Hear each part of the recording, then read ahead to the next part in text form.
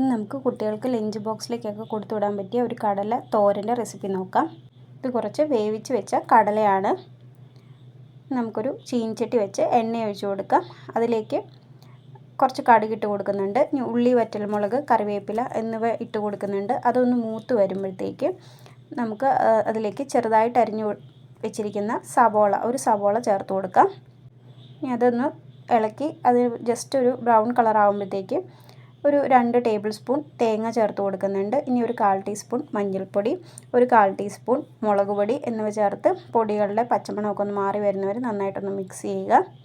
അതിനുശേഷം നമ്മുടെ വേവിച്ച് വെച്ചിരിക്കുന്ന കടലയും കൂടെ ചേർത്ത് കൊടുത്ത് അത് നന്നായിട്ടൊന്ന് മിക്സ് ചെയ്തതിന് ശേഷം ഒരു 2 മിനിറ്റ് നമുക്കതൊന്ന് മൂടി വെച്ച് വേവിക്കാം.